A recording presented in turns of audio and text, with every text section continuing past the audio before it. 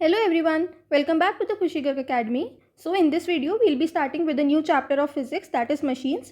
बहुत ही simple chapter है, तो कुछ complications नहीं आएंगी. It's going to be a one shot video where we'll be covering all the topics of this chapter. Fine, so let's begin. Machines.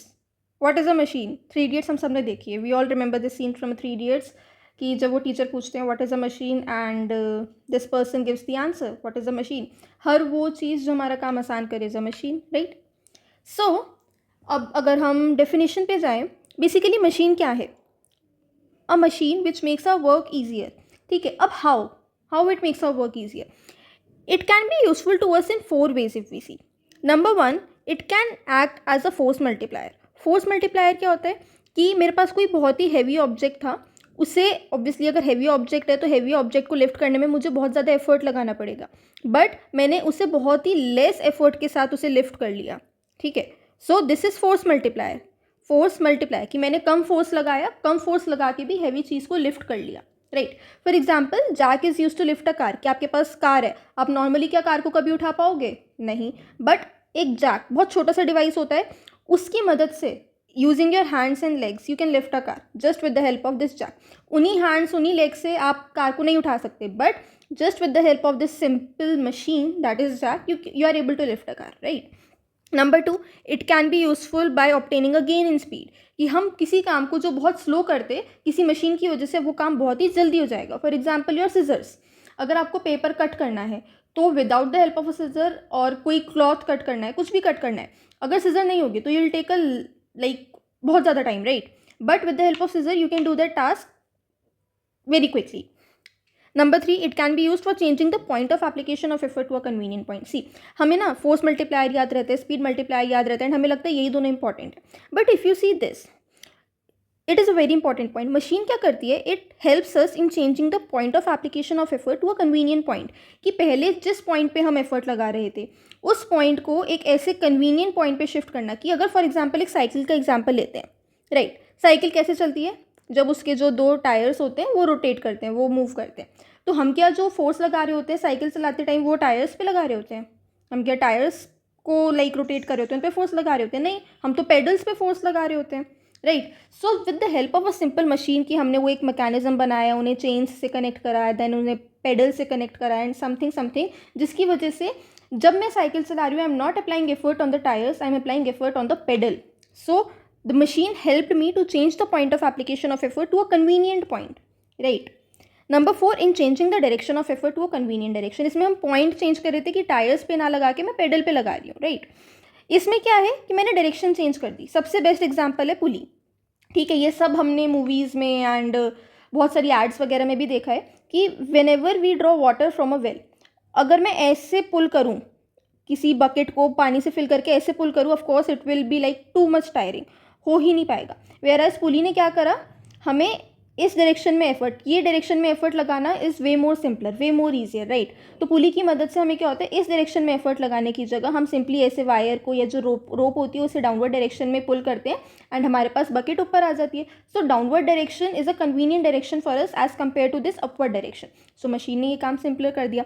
तो machines can be useful to us as force multiplier, as a speed multiplier, in changing the point of application of effort to a convenient point or in a convenient direction. Fine. So if we define a machine is nothing but a device by which we can either overcome a large force at some point by applying a small effort. कि हमने large force overcome कर लिया just by applying small effort at a convenient point and in a desired direction, or by which we can obtain a gain in speed. Clear? I hope ये definition अब clear हो गई होगी. Now there are some important terms which are related to machine. इन्हें पता होना बहुत ज़रूरी है. बहुत सिंपल है. Load, the resistive force to be overcome by the machine. For example, जब हमने अभी एग्जाम्पल देखा था कि हमें कार को एक जैक की मदद से लिफ्ट कर रहे हैं, राइट. तो कार इज़ माई लोड, जिसे मुझे ओवरकम करना है, जिसे मुझे उठाना है, राइट. तो the resistive force to be overcome by the machine is known as the load. Effort, the force applied on the machine. अब जैक पे भी इधर आई एम यूजिंग, अगर मेरे पास सपोज जो लेग वाला जैक होता है, लाइक उस पर हम पैर रख के उसे प्रेस करते हैं तो वो कुछ उसे कार को ऊपर लिफ्ट करता है. तो in this case our legs are, मतलब जो हम फोर्स लगा रहे हैं वो एफर्ट हो गया. जो हम मशीन के ऊपर लगा रहे हैं, हाथ से हम कर रहे हैं तो वो एफर्ट हो गया. बेसिकली जो फोर्स हम मशीन पे लगा रहे हैं, या some machine is applying on the other machine, जो फोर्स मशीन पे लग रहा है to overcome that load is known as the effort, right? Now mechanical advantage is a term which is used, अभी हम देखेंगे कि इसका क्या यूज़फुलनेस होती है, इससे हम कैसे कंक्लूजन्स निकाल सकते हैं, इससे हमें कैसे पता चल सकता है कि मशीन क्या काम कर रही है, राइट? सो बेसिकली एक मेट्रिक है जो क्या बताती है, it is basically the ratio of load to the effort, load upon effort is mechanical advantage, ठीक है? अब इसकी क्या यूज़फुलनेस है, सिंपल मैथ्स अगर हम देखें, mechanical advantage is equal to load upon effort, load is my numerator, effort is my denominator. अगर effort is less than the load, that means denominator is less, numerator is more. In that case answer would be greater than 1, right? So mechanical advantage would be greater than 1, and in this case the machine is behaving as a force multiplier. You can see वैसे भी कि load ज़्यादा है, effort कम है. अभी हमने देखा कि कम एफर्ट से ज़्यादा लोड को हम ओवरकम करें, machine will behave as a force multiplier. In case effort is greater than load, इस केस में क्या हो गया, mechanical advantage is less than 1, क्योंकि हमारा जो न्यूमरेटर है that is greater than denominator. For example if I say 3/4, 3/4 would be 0.7 something, it is less than 1. जबकि अगर इस वाले केस में देखिए, अगर ये 4/3 होता तो answer would be 1 point something, greater than 1, right? It is simple maths. तो इस केस में मैकेनिकल एडवांटेज लेस देन 1. अब इफ़ यू सी कि भाई लोड हल्का है, मैं ज़्यादा एफर्ट लगा रही हूँ, क्यों ज़्यादा एफर्ट लगा रही हूँ, मुझे क्या भाई मशीन का यूज़ करके भी मैं ज़्यादा एफर्ट लगा रही हूँ लोड से, तो उस केस में भले ही हम एफर्ट ज़्यादा लगा रहे हैं बट कुछ ना कुछ तो हमें फ़ायदा होना चाहिए ना, after all we are using a machine. तो in that case machine is behaving as a speed multiplier, हमें स्पीड में गेन मिल रहा है, हमें स्पीड इंक्रीज मिल रही है, right? And if effort is equal to load, then mechanical advantage will be equal to 1. Obviously, numerator equal to denominator, our answer would be equal to 1. In this case, what is machine behaving as? Machine is used in changing the direction of effort. कि इस case में अब मैं क्या कर पा रही हूँ, डायरेक्शन. अभी जब हम पुलिस पढ़ेंगे तब आप इसका एग्जाम्पल देखोगे कि इस केस में जो मेरी डायरेक्शन ऑफ एफर्ट थी उसे मैं अपनी कन्वीनियंट डायरेक्शन में अब चेंज कर सकती हूँ. Clear? Now similarly, now mechanical advantage, one more point, it has no unit. It has no unit because it is the ratio of two similar quantities. Load is also a force, its unit would be Newton. Effort is also a force, its unit will also be Newton. Since it is the ratio of two similar quantities, forces, that's why it has no unit. Clear? Now, coming to the next, velocity ratio. Velocity ratio, ratio of velocity of effort to the velocity of load. अब देखो इसमें confusion होती है, mechanical advantage was load upon effort. ठीक है, mechanical advantage was load upon effort. जैसे कि इसे ऐसे लर्न कर सकते हो, MLA होता है ना हमारे पास, MLA, MLE, ठीक है, कि mechanical advantage is equal to जो पहले है वो ऊपर load upon effort. And velocity ratio is opposite of mechanical advantage, उसमें लोड अपॉन एफर्ट था तो इसमें effort upon load, not effort upon load, basically velocity of effort upon velocity of load, और it can also be written as displacement of effort upon displacement of load, right? Since it is also the ratio of two similar quantities, velocity upon velocity or displacement upon displacement, it also has no unit. Other point to note, जो trend हमने mechanical advantage में देखा था, same trend will be followed over here. उस case में क्या था, mechanical advantage greater than 1, that means force multiplier, right? So इस केस में भी velocity ratio is greater than 1, force multiplier. Although opposites हैं, although ratios are opposite but the trend would be similar. उस case में भी mechanical advantage less than 1, speed multiplier in this case also. If equal to 1, changing the direction of effort in this case also. Clear है? तो ये चीज़ same रहेगी but the formula reverse हो जाएगा. They do not have any units because they are the ratio of two similar quantities. Coming to the next terms, work input. Work done on the machine by the effort, from the name itself it is clear. Input, जो हम input दे रहे हैं, ठीक है, जो machine के ऊपर काम हो रहा है, किससे, एफर्ट से. एफर्ट हम अप्लाई कर रहे हैं टू ओवरकम द लोड, तो my applying of effort would be the input and overcoming of load would be the output. तो वर्क आउटपुट क्या हो जाएगा, now work done by the machine on the load. Finally machine ने क्या load पे काम किया, एंड जो मशीन पे काम हो रहा है by the effort, that is input. Then comes the efficiency. Efficiency हम ऑलमोस्ट हर चैप्टर में पढ़ते हैं. Work output upon work input, की जो हमने इनपुट वर्क किया उससे मुझे क्या आउटपुट मिल रहा है. तो ratio of work output upon work input is defined as your efficiency. इसे हम 100% से मल्टीप्लाई कर देंगे तो परसेंटेज में आ जाएगी efficiency. If we just take the ratio तो फिर ये डेसिमल्स में, और in ideal case it is equal to 1, right? Now principle of a machine, another topic. For an ideal machine हमारी प्रिंसिपल होती है output energy should be equal to input energy. अब देखो मशीन कुछ काम कर रही है, मशीन काम कर रही है, ऑब्वियसली हमने उसे कुछ एनर्जी दी, वो हमें कुछ एनर्जी दे रही है. अब अगर हम by principle of conservation of energy देखें, we know energy can neither be created nor be destroyed. जितनी एनर्जी हम मशीन को देंगे उतनी ही एनर्जी बाहर निकलेगी. This energy we are talking about as useful form of energy, कि जो मुझे चाहिए, राइट? बाकी हम डिग्रेडेड फॉर्म्स ऑफ एनर्जी की बात नहीं कर रहे हैं. तो अगर मैंने जो इनपुट एनर्जी दी एंड जो output energy here is useful energy, right? जितनी ज़्यादा मुझे आउटपुट एनर्जी मिलेगी उतनी अच्छी मेरी मशीन होगी, उतनी ज़्यादा मेरी मशीन की एफिशिएंसी होगी, राइट। तो मशीन की principle, machine for ideal machine हम क्या चाहते हैं कि जितनी मैं इनपुट एनर्जी दूँ उतनी की उतनी मुझे सारी आउटपुट में मिल जाए। आउटपुट में सारी मिलती है, again I am saying, but we are talking about the useful forms, right, not the degraded और वेस्टफुल फॉर्म्स। तो इनपुट एनर्जी में जितनी दूँ ज़्यादा से ज़्यादा मुझे आउटपुट एनर्जी मिल जाए। तो आइडियल मशीन की प्रिंसिपल तो यही होती है, input energy is nothing but your effort. Energy क्या होती है? वर्क का फॉर्मूला क्या होता है? Force into displacement. तो इनपुट किसके थ्रू हो रहा है? एफर्ट के थ्रू। तो effort into displacement of effort and output energy is load into displacement of load. Clear? Okay, तो यहीं से हमारे पास एफिशिएंसी का होता है कि जिस मशीन की एफिशिएंसी जितनी ज़्यादा होगी वो मशीन उतनी ही ज़्यादा अच्छी होगी। Clear? Now this topic very very very very very important for your boards. बहुत इंपॉर्टेंट टॉपिक है बोर्ड्स के लिए। स्कूल एग्जाम्स में भी इससे क्वेश्चन बहुत आता है, बोर्ड्स में भी आता है। कई बार ये पूरी डेरिवेशन एज इट इज़ आ जाती है, कई बार एमसीक्यू में रिलेशन आ जाएगा, कई बार न्यूमेरिकल आ जाएगा। So this topic is really really very very important. बहुत ईजी है, वेरी ईजी, बट वही है कि अगर आप नहीं करोगे तो एग्जाम में क्लिक नहीं करेगा। तो what is it? Relationship between efficiency, mechanical advantage, velocity ratio. अभी जो हमने टेक्निकल टर्म्स पढ़ी उसमें सबसे ज़्यादा इंपॉर्टेंट यही 3 टर्म्स थी, mechanical advantage, velocity ratio and efficiency, right. इन तीनों में क्या रिलेशन होता है? Supposingly we have a machine which overcomes a load L by application of effort E in time T. Let displacement of effort is DE and displacement of load is DL. ठीक है, हमने माना कि एक हमें load overcome करना है L का, कितना एफर्ट लगा के, E एफर्ट लगा के, कितने टाइम में T। जब हमने ये करा तो इस प्रोसेस में displacement of effort was DE and displacement of load was DL। ना वर्क इनपुट कितना हुआ हमारा? E into DE। जस्ट अभी हमने फॉर्मूला देखा, energy input work input, right. Work output would be L into DL। Now क्योंकि मुझे efficiency के साथ रिलेशन करना है, मुझे पता है एफिशिएंसी का formula is work output upon work input. Work output is L into DL, work input is E into DE।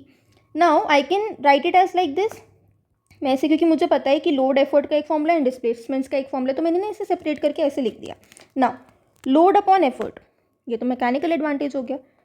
Displacement of load upon displacement of effort, ये तो कोई फॉर्मूला नहीं होता, इसका रेसिप्रोकल होता है, तो मैंने इसे इस फॉर्म में लिख लिया, 1 upon displacement of effort bye displacement of load. I can write it like this. अब लोड अपॉन एफर्ट को मैंने लिख लिया मैकेनिकल एडवांटेज, एंड ये फॉर्मूला हो गया मेरे वेलोसिटी रेशियो का। तो अल्टीमेटली मेरे पास क्या बन गया? Efficiency is equal to mechanical advantage upon velocity ratio. Simple. इसे इस फॉर्म में लर्न कर सकते हो। वेलोसिटी रेशियो को अगर मैं क्रॉस मल्टीप्लाई करके उस साइड ले जाऊँ तो this becomes my formula. MCQs में यूजुअली ये वाली फॉर्म आ जाती है, नहीं तो ये वाली फॉर्म। दोनों फॉर्म्स आपको याद होनी चाहिए। ऑब्वियसली अगर एक होगा तो क्रॉस मल्टीप्लाई करके दूसरी तो आप निकाल ही सकते हो। Clear? Now moving ahead, ideal machine versus actual machine. If we see this, अभी हमने देखा कि आइडियल मशीन क्या होगी, जिसमें हमारे पास एफिशिएंसी कितनी है? 100%। मतलब कि जितनी हमने इनपुट एनर्जी दी मशीन को उतनी ही मुझे आउटपुट एनर्जी मिल गई in the useful form, right. So for an ideal machine work output is equal to work input. जितनी एनर्जी हम इनपुट में देते हैं उतनी मुझे आउटपुट में रिसीव हो जाती है। Efficiency is equal to 100%, mechanical advantage 1 होती है, velocity ratio is equal to 1, right. But actual machines में is it the case? No, actual machine में ऐसा कुछ नहीं होता। In actual machines, keep this in mind, mechanical advantage is always less than the velocity ratio. ठीक है, mechanical advantage जो होगी वो हमेशा वेलोसिटी रेशियो से कम होगी। Keep this in mind, it can come in the form of MCQs कि एक्चुअल मशीन्स में क्या होता है? Mechanical advantage less than velocity ratio, mechanical advantage equal to velocity ratio, mechanical advantage greater than velocity ratio, और it may और may be greater, may be lesser. ठीक है, तो ये पता होना चाहिए, it is always less than. तो इसका कंक्लूजन क्या निकला? और यू कैन से इट कि work output is always less then work input. Of course कि जितनी हम इनपुट एनर्जी दे रहे हैं मशीन को उतनी मुझे कभी भी आउटपुट में नहीं मिलेगी, उससे हमेशा कम ही मिलेगी। बाकी की कहाँ जाएगी? डिग्रेडेड फॉर्म्स ऑफ एनर्जी में, right. So efficiency is always less than 1 और it is always less than 100%, right. So कहाँ गई एनर्जी? ऑब्वियसली फ्रिक्शन में, मूविंग पार्ट्स को कंट्रोल करने में, and so on. So loss in energy is mainly due to 3 reasons. Number 1, moving parts in it are neither weightless not smooth. Obviously जो moving parts है machine के, ना ही वो weightless है, ना ही स्मूथ है, ना ही फ्रिक्शनलेस है, राइट। तो ऑब्वियसली उनको, उनमें फ्रिक्शन में या फिर लाइक नॉइस वगैरह में, उन सब में चली जाएगी। ठीक है, the string in it is not perfectly elastic, तो टेंशन में कुछ चली जाएगी। Its different parts are not perfectly rigid. तो जो मशीन है, मशीन के पार्ट्स में in the form of friction, in the form of wasteful forms of energy, obviously कोई भी आप अगर देखो मोटर रन होती है तो उसका मेन काम, उसके अंदर से हमें साउंड सुनाई दे रही होती है। Do we require that sound? Is it of any use to us? नहीं, बट हमें सुनाई देती है क्योंकि उसके मूविंग पार्ट्स जो हैं उनमें वेट होता है, स्मूथ नहीं होते, तो कुछ ना कुछ रबिंग पार्ट्स में एनर्जी चली जाती है जब वो आपस में रब होते हैं। स्ट्रिंग्स जो होती है उनमें एनर्जी चली जाती है। ठीक है, हमें वाइब्रेशन होती है, is that vibration of any use? नहीं, वो भी वेस्टफुल फॉर्म्स ऑफ एनर्जी है. तो because of so and so reasons energy loss होता है and that's why actual machine में कभी भी एफिशिएंसी इक्वल टू 100% नहीं होती. क्लियर? ये पूरा हमारा मशीन्स का टॉपिक था. इसमें हमने मशीन्स देखी कि मशीन्स क्या होती हैं. ठीक है, they are useful to us in 4 ways. ये 4 वेज आपको पता होने चाहिए. Then the technical terms load effort, mechanical advantage is equal to load upon effort, velocity ratio reverse, effort upon load, velocity of effort upon velocity of load, दोनों की ही units नहीं होती. Right. Then work input work output, अगर हम इनकी unit देखें obviously joules होगी. वर्क की यूनिट क्या होती है? Joule. Work done on the machine by the effort, by the machine on the load and efficiency. Right. Then principle of a machine relationship, again I am saying, again I am repeating, it is very important. तो ये बहुत अच्छे से कर लेना. Right. Then ideal machine versus actual machine, this we did. Also अगर आपको एक वीडियो चाहिए हो जिसमें आपको हर चैप्टर के इंपॉर्टेंट टॉपिक्स चाहिए, फॉर एग्जांपल कि कल आपका एग्जाम है, फॉर एग्जांपल हाफ ईयरली और समथिंग, एंड यू नीड कि बस मैं क्या टॉपिक्स चले जाऊँ कि मेरे मार्क्स आ जाएँ, तो do let me know in the comment section, I will make that video also. Okay. Now levers. Lever अगर हम देखें, नॉट बॉडी वाला लिवर, फिजिक्स वाला लीवर. ठीक है. It is a rigid, it can be straight और bent bar which is capable of turning about a fixed axis. ठीक है, हमने चैप्टर 1 करा है मोमेंट ऑफ फोर्स, जिसमें हम कहते थे कि एक एक्सिस ऑफ रोटेशन होती है, उसके about that rod is rotating. Right. तो this fixed axis is known as your fulcrum. ठीक है. लिवर क्या होती है? इस तरह से हमारे पास एक बार होती है जो कि एक पॉइंट पे फिक्स्ड होती है, that fixed point is known as fulcrum. Then उसके एक पॉइंट के अबाउट हम एफर्ट लगाते हैं, दूसरे पॉइंट के अबाउट हमारा लोड होता है. ठीक है. एफर्ट हमें पता है, लोड हमें पता है, फल्क्रम हमने देख लिया. Now effort arm, make it very very clear, effort arm और लोड आर्म, इन दोनों में बहुत बच्चे बहुत मिस्टेक करते हैं. ठीक है. ऑल्दो बहुत सिंपल टर्म्स है. एफर्ट आर्म क्या है? एफर्ट का distance from fulcrum.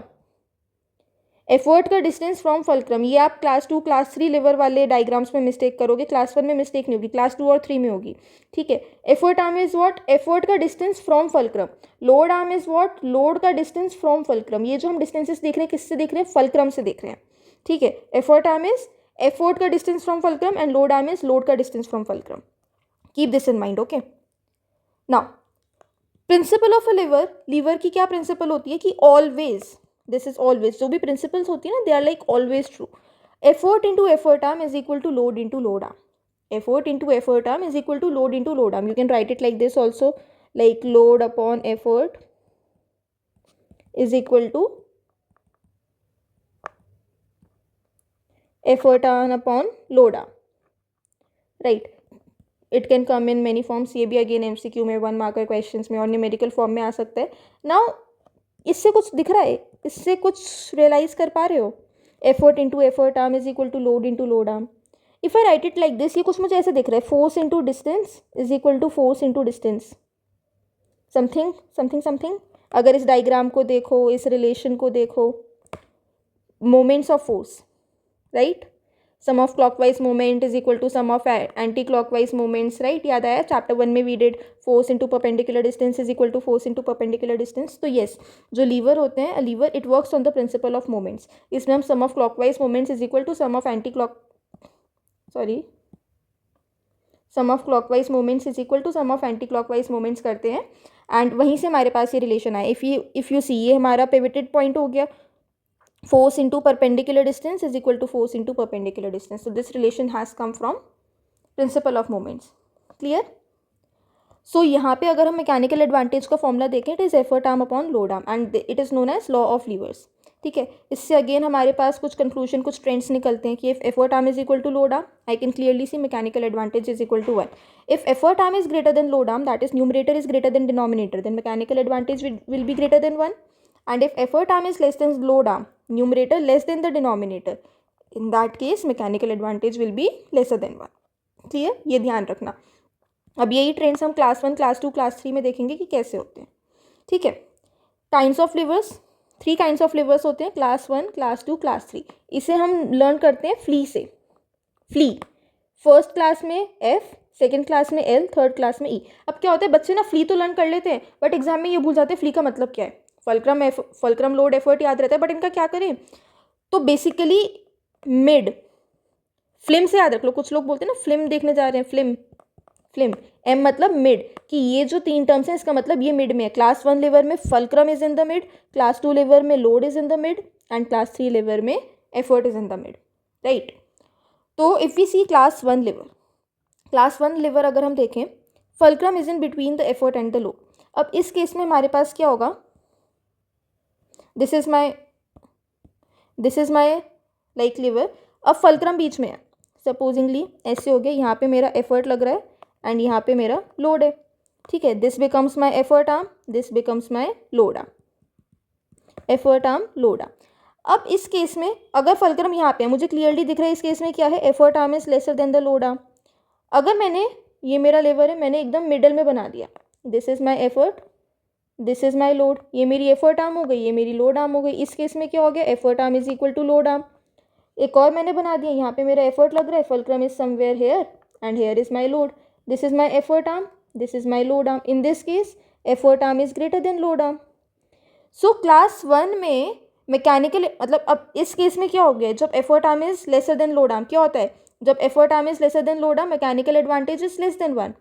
So when effort, इस केस में हमारे पास क्या होगी, mechanical advantage less than 1। Equal to में क्या होता है, mechanical advantage equal to 1, and greater में क्या होता है, मैकेनिकल एडवांटेज ग्रेटर देन 1। तो in this case for class one, mechanical advantage it can be equal to 1, it can be greater than 1, it can be less than 1। Similarly it will be for velocity ratio, right. Examples very very very very very very very, पूरा यहाँ तक very लिख लो, important.